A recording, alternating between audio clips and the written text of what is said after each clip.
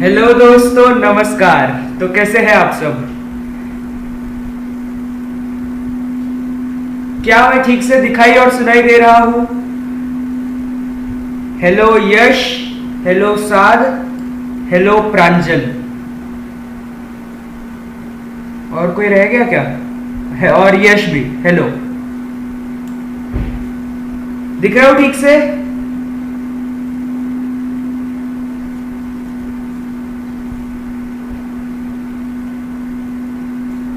दिखाई और सुनाई दे रहा हूँ। Yes, okay. बाकी लोग, सब लोग तैयार है क्या? चलो चलो चलो, यश को भी दिख रहा हूँ, साथ को भी दिख रहा हूँ। बाकी लोग और कौन कौन है भाई क्लास में? हेलो यश, अरे वाह, आज सब लोग टाइम पे आए हैं लगता है। तो यश, दोनों यश है आज, यश शाह, यश गायकवाड़। साध है Tanishq. What is this? Hello Mishti. सब लोग आ गए, वाह। चलो भाई, शुरुआत करते हैं। और यस, हेलो तनिष्क। चलिए स्टार्ट करें, स्टार्ट करें।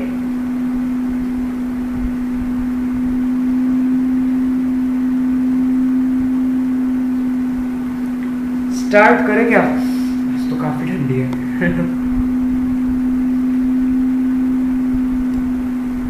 अरे स्टार्ट करें क्या?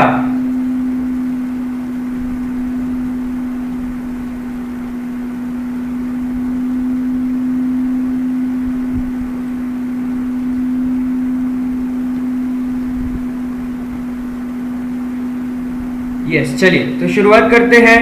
और आज जो हम पढ़ने वाले हैं वो है वर्किंग ऑफ द कॉन्स्टिट्यूशन, जिसका आज पार्ट 1 है। ठीक है, पॉलिटिकल साइंस का फर्स्ट चैप्टर है ये। और सबसे पहली बात तो टेलीग्राम ग्रुप ज्वाइन ना किया हो तो कर लेना, जो कि है the study शाइट bye Sanket Maniyar, class 9 and 10। ठीक है, तो शुरुआत करते हैं आज के सेशन की। और आज हम क्या क्या पढ़ने वाले हैं? पहली चीज तो इंट्रोडक्शन टू द चैप्टर, और उसके बाद डिटेल्ड स्टडी ऑफ डेमोक्रेसी, कि डेमोक्रेसी क्या होती है इसके बारे में डिटेल में पढ़ना है। लेकिन उससे पहले मैंने शेड्यूल बनाया है इस हफ्ते का, उसे आप ध्यान से देख लीजिए। आज हम 2 ही दिन के डिस्कस कर लेते हैं। तो आज है फ्राइडे। फ्राइडे को सबसे पहले 4:15 को आपको पता है अभी लाइव क्लास चल रही है political science lesson 1 part 1 educated education channel पे। 5:30 बजे मैटर इन आवर सराउंडिंग्स का पार्ट 2 होने वाला है the study शाइट bye Sanket Maniyar वाले दूसरे वाले चैनल पे।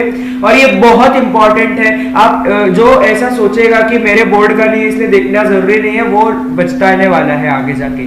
तो इसलिए 5:30 बजे वाला जरूर देखना सभी लोग। और रात को 9:30 बजे हिस्ट्री के फर्स्ट लेसन का पार्ट 2 होगा। ठीक है, पार्ट 1 हमारा कल हुआ था, आज हम पार्ट 2 लेंगे रात को 9:30 बजे इसी चैनल पे। और कल सैटरडे 25 जुलाई, कल शाम को 4:15 बजे वापस लाइव होगा, तब ज्योग्राफी के थर्ड लेसन का पार्ट 2 होगा इसी चैनल पे। और रात को 9:30 बजे कल पॉलिटिकल साइंस लेसन 1 मतलब इसी लेसन का पार्ट 2 होगा इसी चैनल पे। ठीक है, तो ये सब कुछ आप जरूर देखना। और सेशन की शुरुआत करते हैं। तो सबसे पहली चीज जो हमें इस चैप्टर में सीखनी है वो हम अभी देखेंगे इंट्रोडक्शन में। The textbooks of political science till now have helped us to take an overview of local government, the values and the philosophy of the Indian Constitution, as also the governing structures created by the Constitution and India's place in international relations। बाप रे, इतनी सारी चीजें। तो आपने civics और political science की text book 5th standard से ही पढ़ी हुई है। उसके अंदर हमने पहले तो लोकल गवर्नमेंट के बारे में देखा था। लोकल गवर्नमेंट मतलब ग्राम पंचायत क्या होती है, नगर पंचायत, ये नगर पालिका क्या होती है, ये सारी चीजें हमने पढ़ी थी। उसके बाद हमने इंडियन कॉन्स्टिट्यूशन में क्या क्या वैल्यूज एंड फिलोसफी, मतलब इंडियन कॉन्स्टिट्यूशन हमें क्या क्या राइट्स देता है, क्या क्या उसके अंदर directive principles of state policy देखे थे, राइट, इतनी सारी चीजें देखी थी। फिर उसके बाद governing structures created by the constitution. Constitution में हर एक चीज के लिए अलग से बताया गया कि प्रेसिडेंट क्या करेगा, प्राइम मिनिस्टर क्या करेगा, ये सारी चीजें एकदम डिटेल में दी गई है। सब कुछ हमने गवर्निंग स्ट्रक्चर के बारे में पढ़ा था। और इंटरनेशनल रिलेशंस में इंडिया की क्या भूमिका है, जैसे हमने पिछले साल इंटरनेशनल रिलेशंस नाम का एक चैप्टर पढ़ा था, उसके अंदर हमने अलग अलग देशों के साथ हमारे इंटरनेशनल रिलेशंस देखे थे। तो ये सारी चीजें हमने अभी तक पढ़ी है इंडियन कॉन्स्टिट्यूशन और इंडिया के बारे में। The Indian constitution has declared its objective to establish a secular democratic republic. तो आप प्रीएम्बल देख लीजिए, उसके अंदर मेन ये चीजें हैं कि एक सेक्युलर होगा, सेक्युलर मतलब सारे रिलीजन्स के लिए एक जैसा होगा, एंड डेमोक्रेटिक होगा, इसका मतलब है कि यहाँ पे people have the right to vote and the right to elect their own representatives. Representatives मतलब उन लोगों के कौन रिप्रेजेंट करेगा, कौन उनके बिहाफ पर लॉज बनाएगा, उसे हम रिप्रेजेंटेटिव कहते हैं। ओके, एंड उसके आगे और क्या है देखिए, also it has extremely important provisions to ensure that citizens get justice and their freedom is protected. मतलब उसके अंदर बहुत ही इंपॉर्टेंट ऐसे प्रोविजंस है, प्रोविजंस मतलब ऐसे लॉज है जिससे इंश्योर होता है, जिससे कि एकदम ये हो जाता है इंश्योर कि सिटीजंस को जस्टिस मिले। जस्टिस का मतलब सही से क्या कहते हैं, हम कोर्ट में जाते हैं तो कोर्ट में हमें क्या मिलता है, जस्टिस मिलता है, कोई भी भेदभाव नहीं होता है और उनकी फ्रीडम को प्रोटेक्ट किया जाता है, किसी के ऊपर भी दबाव नहीं डाला जा सकता है in the name of freedom. ठीक है, फिर उसके बाद और क्या है देखिए, the Indian constitution is seen as the means through which a progressive developed society based on social justice and equality will be established. देखिए इंडिया जो है आपने बाकी देशों से अगर कंपेयर करेंगे तो इतना ज्यादा डेवलप है, ये आपको नहीं देखने को मिलता है, ये सबको पता है, दिस इज अ रियलिटी। लेकिन this is a progressive society, मतलब ये लगातार डेवलपमेंट करता है and it is based on social justice. अब बाकी देशों में कैसा है, मतलब आप बोलोगे कि अगर चाइना के साथ इंडिया का आप कंपैरिजन करोगे तो चाइना ज्यादा डेवलप्ड है, लेकिन वहां पे सोशल जस्टिस है क्या, नहीं है, सोशल इक्वालिटी है क्या, नहीं है। ये सारी चीजें आपको सिर्फ इंडिया में ही देखने को मिलती है। गवर्नमेंट का कितना भी विरोध कर लो कि तुमने ये नहीं किया, तुमने वो नहीं किया, लेकिन जो ये चीज है ना, ये सिर्फ इंडिया में ही देखने को मिलती है। हमारे इंडियन कॉन्स्टिट्यूशन में भले ही डेवलपमेंट का थोड़ा सा स्पीड स्लो हो, लेकिन यहाँ पे ये सारी चीजें हमें देखने को मिलती है जो कि हमारे फ्रीडम को प्रोटेक्ट करती है, हमारे लिए सारी जस्टिस है यहाँ पे। ऐसे थोड़ी है, चाइना में कैसा है, चाइना में जुडिशरी भी गवर्नमेंट के अंडर काम करती है, यहाँ पे इंडिपेंडेंट जुडिशरी है, जुडिशरी मतलब कोर्ट्स वगैरह। ठीक है, तो ये सारी चीजें इंडिया में देखने को मिलती है due to the Indian constitution. देखिए The Constitution came into force on 26 January 1950 and since then the government has been working in accordance with the principles of the Constitution। तो 26 जनवरी 1950 से हमने कॉन्स्टिट्यूशन को फॉलो करना शुरू किया था और गवर्नमेंट जो है उस कॉन्स्टिट्यूशन पे बेस्ड ही काम करती है।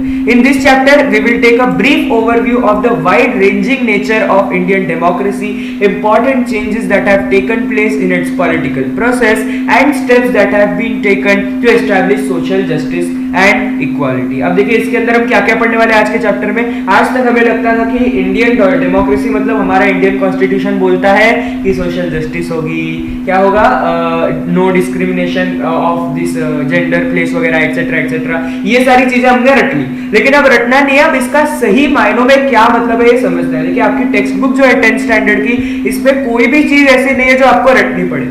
इसमें ऐसी चीजें हैं जो हमें हिस्ट्री बताने की जगह उन जो फैक्ट्स है, फैक्ट्स बताने की जगह उन फैक्ट्स को इंप्लीमेंट कैसे करना है, उन फैक्ट्स का इस्तेमाल कैसे करना है लाइफ में, वो हमें इस साल की टेक्स्ट बुक बताती है। भले ये बोरिंग लगे लेकिन ये काफी एक्चुअली में आपके लिए हेल्पफुल होने वाली है। This review will primarily focus on 3 areas. देखिए 3 एरियाज है, आज, कल और परसों, नहीं आज का वीडियो, कल का वीडियो, परसों का वीडियो है, फिर 3 वीडियोस में जो भी दूंगा उनमें हम तीनों का एक एक करके हम रिव्यू लेने वाले हैं। तो आज के वीडियो में हम डेमोक्रेसी के बारे में पढ़ने वाले हैं, फिर नेक्स्ट वीडियो में सोशल जस्टिस पढ़ेंगे, उसके बाद हम जुडिशियल सिस्टम पढ़ेंगे। ठीक है, तो शुरू करें हमारा first point.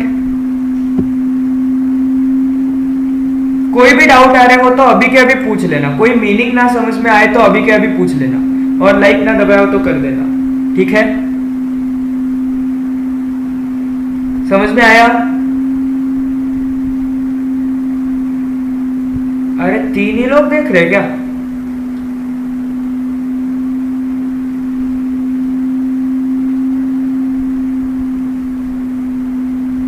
Nukul, what Tanishq?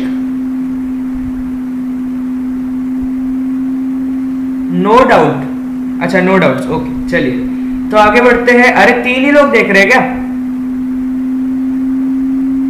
अब हम मेन मुद्दे पे आते हैं। ये हो गया इंट्रोडक्शन। इंट्रोडक्शन इसलिए दिया क्योंकि फिर चैप्टर इंटरेस्टिंग नहीं लगता अगर सिर्फ काम की बातें पढ़े तो। ठीक है। अब डेमोक्रेसी जो हमारा फर्स्ट पॉइंट है वो देख लेते हैं। तो डेमोक्रेसी में हम पहले पढ़ेंगे पॉलिटिकल मैच्योरिटी क्या होती है, राइट टू वोट पढ़ेंगे, डिसेंट्रलाइजेशन ऑफ डेमोक्रेसी पढ़ेंगे, राइट टू इंफॉर्मेशन पढ़ेंगे एंड राइट बेस्ड अप्रोच पढ़ेंगे। सब क्या होता है देखेंगे। तो अब पॉलिटिकल मैच्योरिटी के बारे में तो आपने शायद पहली बार ही सुना होगा इतने सालों में। अब ये क्या होता है वो देख लेते हैं। Democracy does not merely imply a representative structure. Democracy का ये मतलब नहीं है कि तुमने अपने नेताओं को वोट दिए, नेता गए वहां पे पार्लियामेंट में जाके बैठे और आपके लिए वोट बनाए, आपके लिए लॉज बनाए, सिर्फ इतना ही डेमोक्रेसी होता है, ऐसा बिल्कुल भी नहीं है। डेमोक्रेसी की वो सिर्फ एक डेफिनेशन है, वैसे तो डेमोक्रेसी में बहुत सारी चीजें आती है, ठीक है। The essence of representative system is to integrate the principles of democracy in actual practice. मतलब ये जो रिप्रेजेंटेटिव सिस्टम बनाया है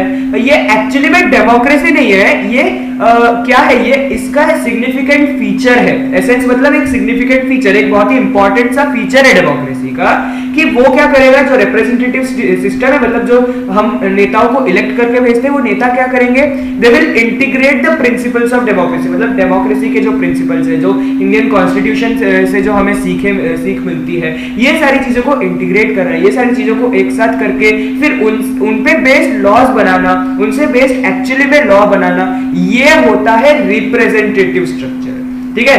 डेमोक्रेसी का मतलब सिर्फ रिप्रेजेंटेटिव स्ट्रक्चर डेमोक्रेसी का एक पार्ट है, ठीक है, एक पार्ट है।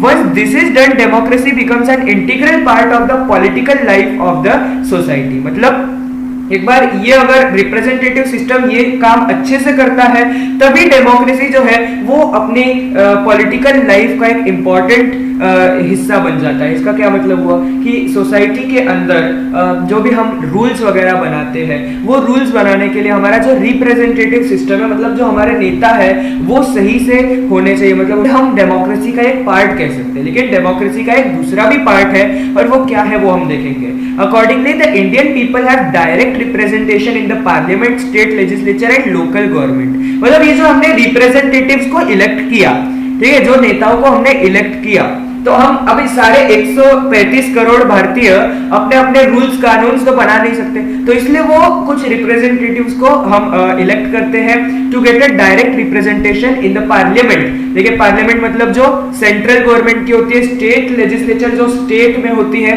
एंड लोकल गवर्नमेंट मतलब जो हमारे सिटीज और विलेजेस में होती है। तो यहाँ पे इंडियन पीपल का ही राज है, लेकिन इट इज नॉट दैट सभी लोग जाके वहां पे राज करते हैं, वहां पे उनके डायरेक्टली उनके नेता सिलेक्ट होते हैं, इसलिए हम इसे डायरेक्ट रिप्रेजेंटेशन कहते हैं। Holding free and fair elections at regular intervals is an important indicator of India's successful democracy. मतलब इंडिया की डेमोक्रेसी सक्सेसफुल कैसे है, पहली चीज तो यहाँ पे जो नेताओं को सिलेक्ट किया गया, जो नेताओं को सिलेक्ट किया गया, उनको सिलेक्ट करने का इलेक्शन फ्री एंड फेयर होना चाहिए। नहीं तो भाई साहब आपने चाइना का एग्जांपल ले लिया, वहां पे नेता है, मतलब वहां पे डेमोक्रेसी ऐसा नहीं होता। नेताओं को फ्री एंड फेयर इलेक्शन से नहीं किया गया ना, वहां पे फ्री एंड फेयर इलेक्शंस नहीं, वहां पे एक ही पार्टी है, कम्युनिस्ट पार्टी, बाकी कोई पार्टी ही नहीं है, तो उसे हम फ्री एंड फेयर इलेक्शंस कैसे कह सकते हैं? इट इज नॉट फ्री ना, वहां पे एक ही पार्टी का राज है, भले ही वहां के लोग अलग अलग है, लेकिन पार्टी तो एक ही है, और पार्टी की जो विचारधारा होती है, उसकी जो मेंटेलिटी होती है, उसके हिसाब से तो सभी लोगों का फिर सेम ही मत होगा। लेकिन इंडिया में अलग अलग पार्टीज है, लोगों को कौन सी पार्टी की विचारधारा पसंद है, कौन सी पार्टी क्या कर रही है, अगर वो पसंद आता है तभी लोग वोट देंगे, ठीक है, और वो भी फ्री एंड फेयर है। फेयर का मतलब है पहली चीज तो यहाँ पे वोटिंग सिस्टम में करप्शन नहीं है ना। मतलब क्या है, जैसे आप अगर श्रीलंका की बात कर ले, तो श्रीलंका में क्या होता है, वहां पे जो सिन्हलीज लोग रहते हैं, उन लोगों के वोट का जो वैल्यू है ना, वो वैल्यू तमिलियन लोग के वोटों से ज्यादा होता है, लेकिन इंडिया में हर एक का वोट का वैल्यू सेम होता है, राइट। तो उसे हम कहते हैं फेयर इलेक्शंस। तो ये डेमोक्रेसी का एक बहुत ही ज्यादा इंपॉर्टेंट हिस्सा होता है कि there should be free and fair elections. The increasing participation of the people in the political process and political competition shows that Indian democracy has become successful to a great extent। मतलब देखिए क्या है सिर्फ नेता ही राज करेंगे ऐसा नहीं है। पहली चीज तो इंडिया में फ्रीली प्रोटेस्ट करना क्या कहते हैं अलाउड है, मतलब लोग जाके गवर्नमेंट के खिलाफ प्रोटेस्ट कर सकते हैं। तो इसे हम कहते हैं पॉलिटिकल मैच्योरिटी, कि वहां पे लोगों का भी एक इन्वॉल्वमेंट है। अगर लोगों को गवर्नमेंट का कुछ चीज किया हुआ पसंद नहीं आ रहा तो लोग उसके खिलाफ आवाज उठा सकते हैं और गवर्नमेंट के साथ उनका कम्युनिकेशन होता है, जिसकी वजह से क्या होता है, ये डेमोक्रेसी सक्सेसफुल हो पाती है कि लोगों के मन में क्या चल रहा है वो गवर्नमेंट को पता होता है और उसके हिसाब से ही गवर्नमेंट लॉज बनाएगी। इसे हम एक सक्सेसफुल डेमोक्रेसी कहते हैं, जहां पे लोगों का राज होता है। ठीक है, ये चीज समझ में आई सबको। पॉलिटिकल मैच्योरिटी का सीधा मतलब ये होता है, यहाँ पे एक और बार बता रहा हूं कि जो लोग हैं लोगों का राज है। ओके, समझ में आ गई।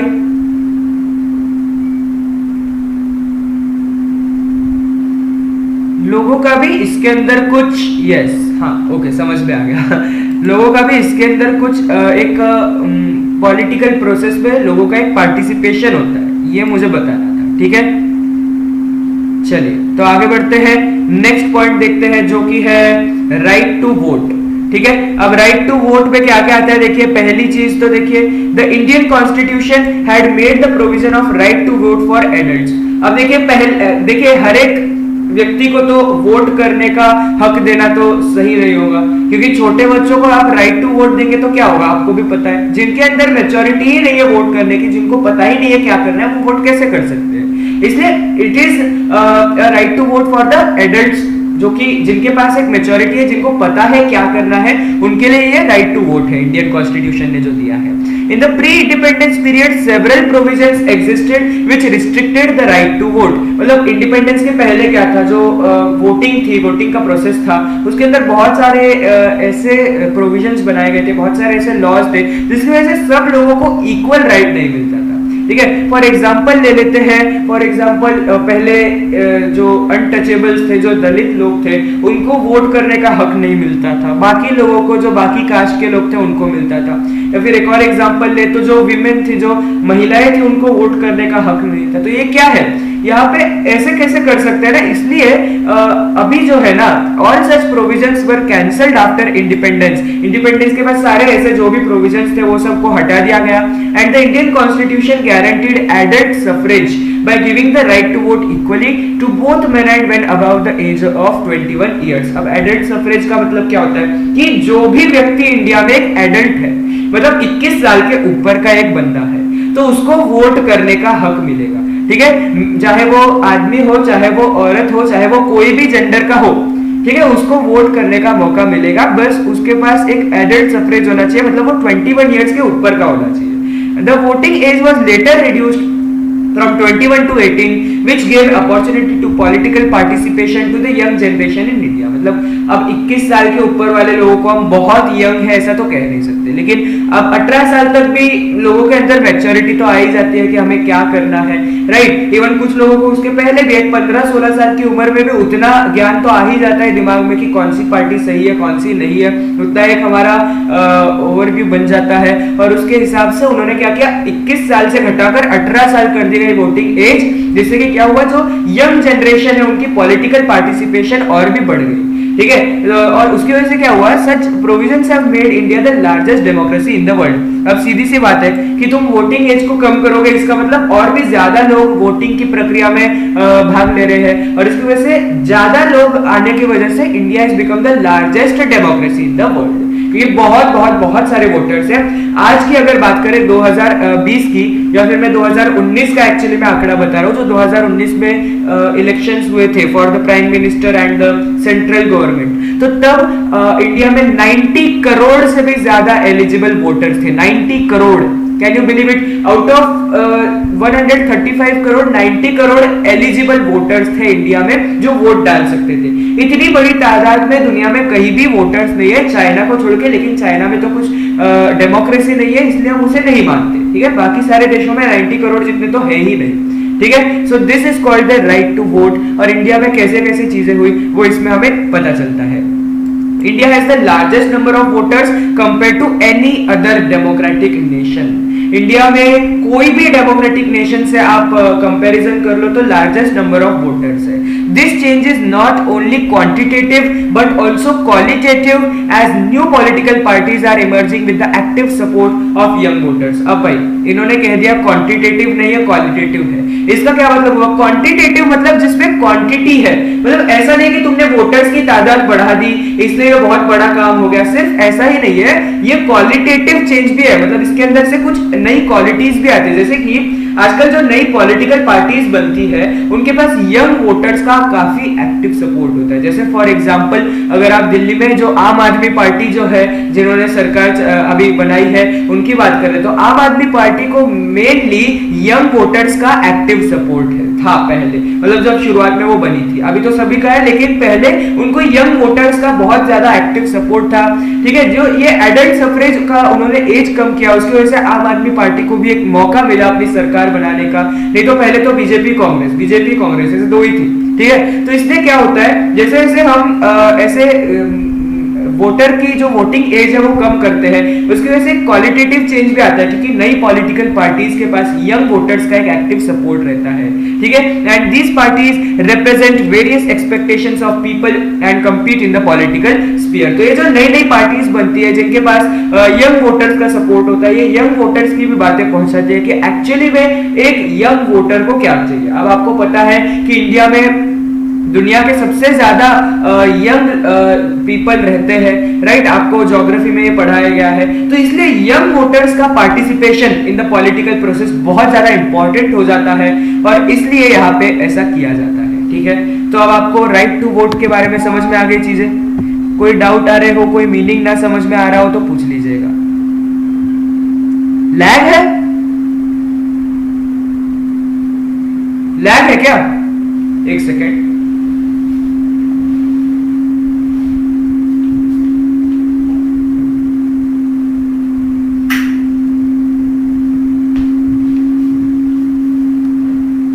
लैग नहीं है ना? कोई पार्ट स्किप हो गया हो तो मुझे बता दो तो मैं रिपीट कर सकता हूं। ओके ओके, चलिए तो आगे बढ़ते हैं। ये शाह क्यों बोल रहा है लैग है? ठीक है, आगे बढ़ते हैं। अब जो नेक्स्ट चीज देखते हैं वो है डिसेंट्रलाइजेशन ऑफ डेमोक्रेसी। अब ये डिसेंट्रलाइजेशन क्या होता है? तो डिसेंट्रलाइजेशन का मतलब होता है कि डेमोक्रेसी सिर्फ एक सेंटर पे नहीं होना चाहिए, मतलब अगर सिर्फ एक सेंट्रल गवर्नमेंट बनाई जाए पूरे देश में, एक पहली चीज तो भारत एक बहुत ही बड़ा देश है, it is the 7th largest nation in the world. अगर आप सिर्फ एक ही सेंट्रल गवर्नमेंट बनाते हो then according to the size of the country there will be a lesser political participation of the people, क्योंकि पहली चीज तो यहाँ पे जनसंख्या तो है ही ज्यादा, ऊपर से यहाँ पे इतनी बड़ी एरिया भी है कंट्री की, तो इसलिए सिर्फ एक सेंट्रल गवर्नमेंट होने का मतलब है कि बहुत ही कम पॉलिटिकल पार्टिसिपेशन है यहाँ पे लोगों का, प्लस इसी के साथ साथ बहुत सारे लोग यहाँ पे नहीं आ पा रहे हैं।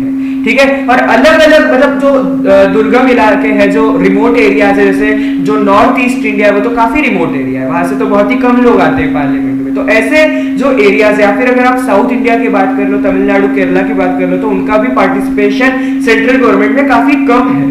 ठीक है, लेकिन ऐसा ना हो इसलिए हमें डिसेंट्रलाइजेशन करना पड़ता है, मतलब ये सिर्फ सेंट्रल गवर्नमेंट के हाथों में सब कुछ नहीं होना चाहिए। इसलिए हमारे कॉन्स्टिट्यूशन के अंदर बहुत सारे रिफॉर्म्स हैं, उनके बारे में हम अभी देखने वाले हैं। So decentralisation of power is central to democratic government, मतलब अगर डेमोक्रेटिक गवर्नमेंट चाहिए तो डिसेंट्रलाइजेशन ऑफ पावर तो बहुत ही ज्यादा जरूरी है। एक सेंट्रल गवर्नमेंट के हाथ में पावर देना is not at all correct. Decentralization controls the misuse of power and also creates opportunities for political participation for the common people. अब ये डिसेंट्रलाइजेशन मिसयूज ऑफ पावर को कैसे कंट्रोल कर सकता है? पहली चीज, अगर सिर्फ एक ही सेंट्रल गवर्नमेंट होती, वहां पे एक ही पार्टी की सरकार होती, तो इसकी वजह से क्या होता? वो पार्टी अपनी पावर का मिसयूज नहीं कर सकती थी। क्या भरोसा कि वो पार्टी अपने बेनिफिट के लिए कोई लॉ ना बनाए, है कि नहीं? कोई भरोसा तो है ही नहीं ना। इंडिया में ऐसा थोड़ी ना कह सकते हैं कि जो पार्टी है उसने अपने बेनिफिट के लिए कोई लॉ नहीं ही बनाना है, ऐसा कुछ बोल ही नहीं सकते, ऐसा कुछ गारंटी ही नहीं है। तो यहाँ पे एक मिसयूज ऑफ पावर हो सकता है। जबकि अगर हमने पावर को डिवाइड कर दिया बिटवीन द डिफरेंट गवर्नमेंट्स तो फिर क्या होगा? तो अगर सेंट्रल गवर्नमेंट ने कुछ गलत कानून बनाया तो स्टेट गवर्नमेंट डायरेक्टली उसको बोल सकती है कि ये सही नहीं है और अपने बिहाफ पे एक और कोई तो अलग एक कानून बना सकती है जिसकी वजह से मिसयूज ऑफ पावर को रोका जा सकता है। It also creates opportunities for political participation for common people. अरे इतने सारे लोगों को तो आप सेंट्रल गवर्नमेंट में नहीं ढूंढ सकते, तो इसलिए अगर अलग अलग स्टेट गवर्नमेंट बनाते हैं तो वहां पे और भी लोगों को हम पॉलिटिकल पार्टिसिपेशन दे सकते हैं, मतलब लोगों को पॉलिटिकल स्ट्रीम में और ज्यादा लोगों को यहाँ पे अपॉर्चुनिटी दी जा सकती है। The directive principles of state policy include the provisions for democratic decentralization। मतलब जो हमारे directive principles of state policy नाम की एक लिस्ट होती है कॉन्स्टिट्यूशन में, उसमें एक प्रोविजन ऐसा भी है कि तुम्हें डेमोक्रेटिक डिसेंट्रलाइजेशन करना पड़ेगा, देश के अंदर सिर्फ एक सेंट्रल गवर्नमेंट नहीं हो सकती।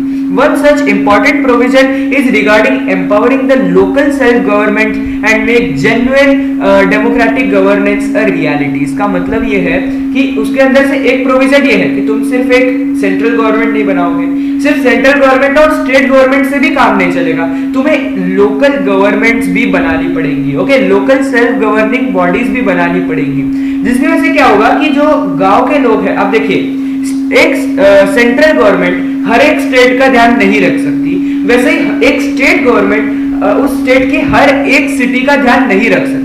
इसलिए एक लोकल सेल्फ गवर्निंग बॉडी भी चाहिए जो किसी और पर डिपेंड ना रह के अपना काम सही से कर पाए, जिससे कि लोगों का उस लोकल क्षेत्र में भी भला हो सके। So it is very very important कि हमारे पास 3 लेवल्स हो। After independence several attempts were made towards democratic decentralisation. One such important attempt is the 73rd and 74th Amendment to the Indian Constitution, which gave a constitutional status to local self-governing institutions and also increased their powers। मतलब पहले municipal corporation, municipalities, ग्राम पंचायत, ये सब चीजें बहुत ही कम थी, बहुत ही minimal सी थी, लेकिन जब 73rd 74th अमेंडमेंट एक्ट को पास किया गया था तब क्या हुआ, तब बहुत सारी ऐसी छोटी छोटी गवर्नमेंट बॉडीज बनाने का परमिशन मिल गया और इनको जो है ये जो लोकल सेल्फ गवर्नमेंट बॉडीज होती है, इसका मतलब जो जो ग्राम पंचायत है, जो हमारी म्यूनिसिपल कॉर्पोरेशन है, म्यूनिसिपैलिटीज है, इनको एक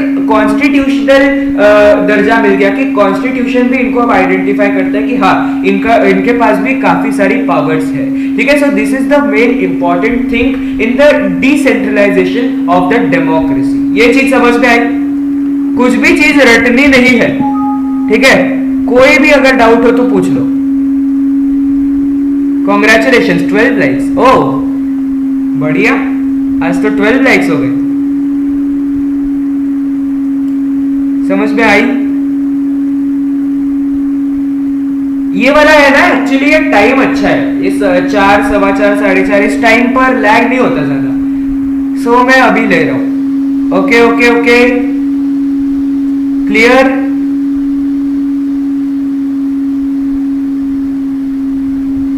आज क्लास थोड़ी सी लंबी हो गया, 5 बजे तक चलेगी। ओके, तो आगे बढ़ते हैं। बाकी लोग कोई डाउट हो तो अभी पूछ लो, नहीं तो आगे बढ़े।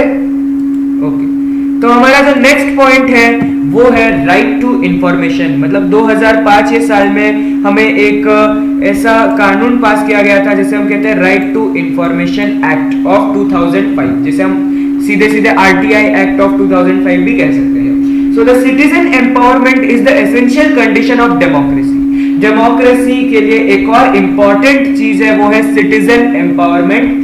लोगों के हाथों में जितना हो सके उतना पावर होना चाहिए, ठीक है। It is essential to create opportunities for citizens participation and interaction with the government. ऐसी अपॉर्चुनिटीज बनाई जानी चाहिए कि सिटीजंस और गवर्नमेंट के बीच में एक कम्युनिकेशन हो, सिटीजन को गवर्नमेंट के ऊपर कुछ भरोसा हो, ठीक है। नहीं तो क्या होगा कि गवर्नमेंट कुछ तो कानून बना रही है, सिटीजंस को भरोसा ही नहीं है और बहुत सारे लोग फिर क्या करने लगेंगे, प्रोटेस्ट करने लगेंगे कि हमें गवर्नमेंट पसंद नहीं है, गवर्नमेंट को गिराना चाहिए, ये सारी चीजें होने लगेंगी। There will not be a trust between the government and the citizens.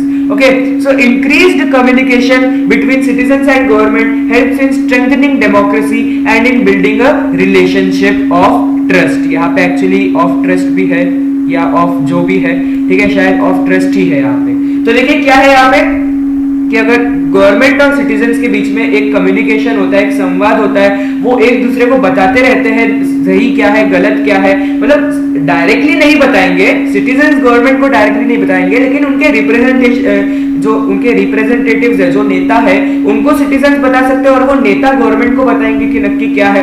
और इसकी वजह से डेमोक्रेसी स्ट्रेंथन होती है, लोगों का पार्टिसिपेशन बढ़ता है और एक रिलेशनशिप ऑफ ट्रस्ट बनता है कि सिटीजन्स को गवर्नमेंट पे भरोसा है कि गवर्नमेंट कुछ सही काम कर रही है।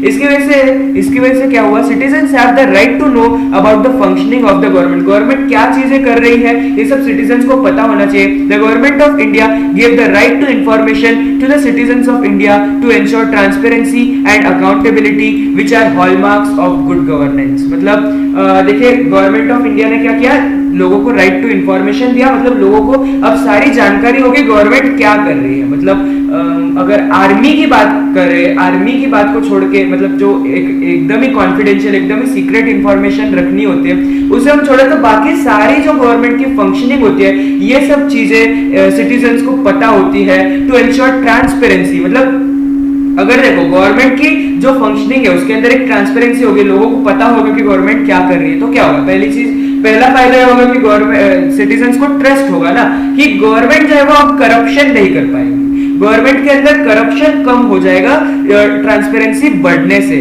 ओके, एंड अकाउंटेबिलिटी, मतलब गवर्नमेंट ने कुछ भी घोटाला किया तो उसके ऊपर सबसे पहला गवर्नमेंट के ऊपर ही शक जाएगा। नहीं तो पहले क्या होता था, लोगों को पता ही नहीं कि किसने क्या घोटाला किया, गवर्नमेंट इस पे इल्जाम लगा रही है, उस पे इल्जाम लगा रही है। लेकिन अकाउंटेबिलिटी से एक बिल्डअप हो जाती है कि गवर्नमेंट की अकाउंटेबिलिटी है कि हाँ गवर्नमेंट ने घोटाला किया है, गवर्नमेंट को इसकी भरपाई करनी पड़ेगी। और these are the hallmarks of good governance का मतलब है कि एक अच्छी गवर्नमेंट के ये दोनों जो चीजें है, ट्रांसपेरेंसी एंड अकाउंटेबिलिटी, ये दोनों चीजें एक अच्छी गवर्नमेंट के हॉलमार्क होते हैं। हॉलमार्क का मतलब पहचान होते हैं, ठीक है। So the right to information has made government more transparent and has reduced the element of secrecy in the working of the government. Right to information की वजह से क्या हुआ, गवर्नमेंट ट्रांसपेरेंट हो गई, गवर्नमेंट की सारी फंक्शनिंग लोगों को समझ में आने लगी और उसकी वजह से सीक्रेसी नहीं रही, मतलब गवर्नमेंट चीजों को छुपा नहीं सकती आप लोगों के साथ। अगर लोगों ने वैलिड है जो कि सच में कुछ बहुत ज्यादा सीक्रेट रखने वाला नहीं है, जो देश के लिए खतरनाक नहीं है, तो उसे गवर्नमेंट को, सिटीजन्स को जवाब देना ही पड़ेगा, ठीक है। So this is called as right to information. Now next चीज जो हमें पढ़नी है उसके बारे में हम देखने से पहले कोई डाउट हो तो बता दो। Yes Saad, we know you are Saad Qazi. कोई भी डाउट हो तो बता दो।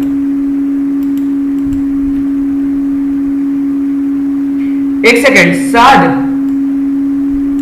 लैग हो रहा है?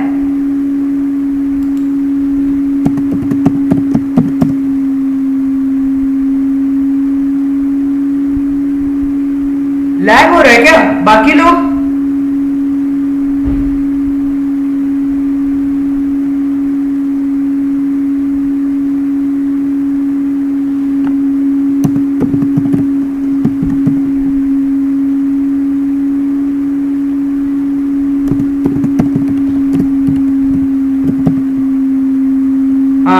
साद के इंटरनेट की दिक्कत है।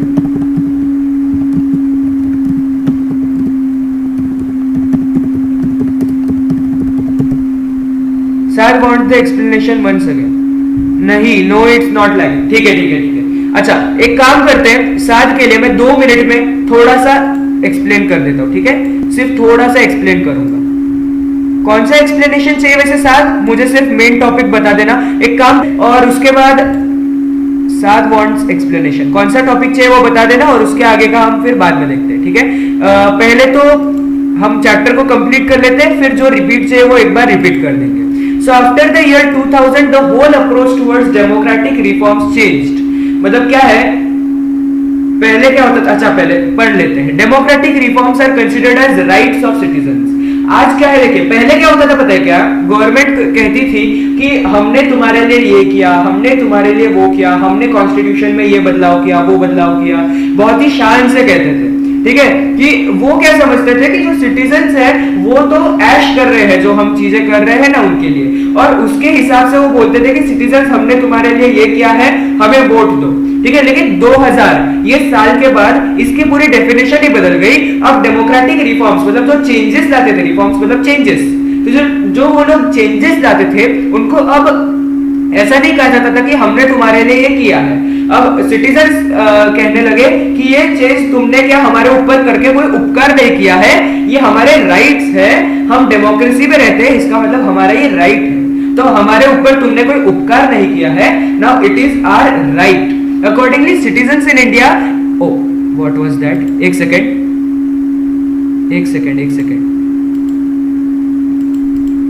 Accordingly, citizens in India have got the right to information, education and food security. मतलब ये गवर्नमेंट की एक जिम्मेदारी है कि लोगों को इंफॉर्मेशन देनी है, लोगों को एजुकेशन देनी है और लोगों को फूड सिक्योरिटी देनी है। अब तीनों का मतलब समझ लेते हैं। राइट टू इंफॉर्मेशन तो ऑलरेडी समझा हुआ है। राइट टू एजुकेशन मतलब गवर्नमेंट ने सब पढ़े सब बड़े ऐसा कुछ अपनी स्कीम्स दिखा दी है ना, तो ये सब राइट टू एजुकेशन के लिए है कि लोगों के पास एक राइट टू एजुकेशन होना चाहिए। कोई भी ऐसा सेक्शन ऑफ सोसाइटी नहीं होना चाहिए जो एजुकेशन से डिप्राइव्ड रहे, जो एजुकेशन नहीं ले पाए। And third is food security. अब इसका एक सीधा एक एग्जांपल ले ले तो अभी कोरोना काल चल रहा है, जो इंडियन गवर्नमेंट है उन्होंने लोगों के लिए फूड सिक्योरिटी के लिए स्कीम्स निकाली। आपको पता होगा कि लोगों को मुफ्त में राशन बांटा जा रहा है, तो वो क्यों बांटा जा रहा है? क्योंकि they have the right to food security. ठीक है, so that is the thing, these rights have strengthened the democracy in India. तो इंडिया में जो डेमोक्रेसी है उसको स्ट्रेंथन करने के लिए ये सब राइट्स बहुत ही ज्यादा इंपॉर्टेंट है। अब देखिए, राइट्स बेस्ड अप्रोच का यही मतलब होता है, in the decades after independence progress was made towards more and more democratization of India। मतलब इंडिपेंडेंस के कुछ सालों में क्या हो रहा था कि इंडिया को ज्यादा से ज्यादा इसको एक डेमोक्रेसी बनाए, इसकी कोशिश की जा रही थी। However, in this process citizens were considered as beneficiaries। मतलब वो क्या कह रहे थे कि सिटीजन जो है वो एक बेनिफिशियरी है, मतलब उनको हम जो कर रहे हैं, हम जो पॉलिसी बना रहे हैं, ऐसा गवर्नमेंट कह रही थी, सिटीजन को उसका बेनिफिट मिल रहा है, मतलब सिटीजन्स जो है उसके मजे लूट रहे हैं। But in the last few decades development is considered as the right of the citizens.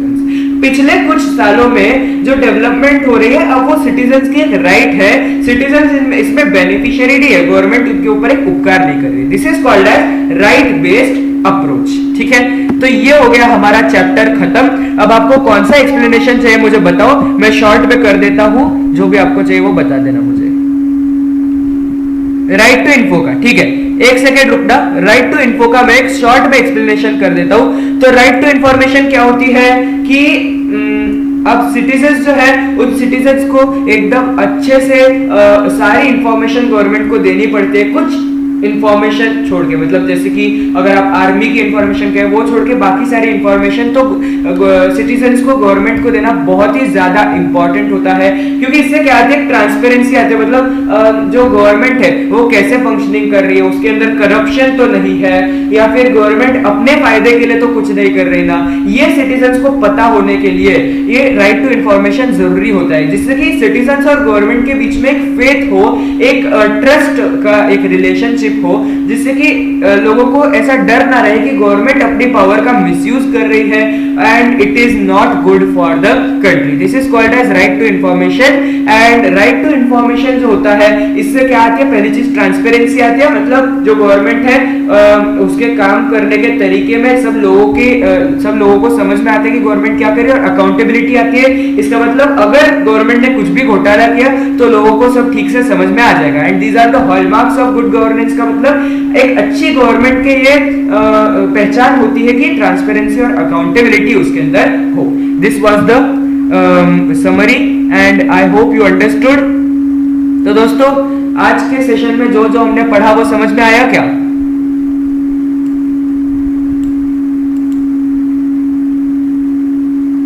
समझ में आया सबको?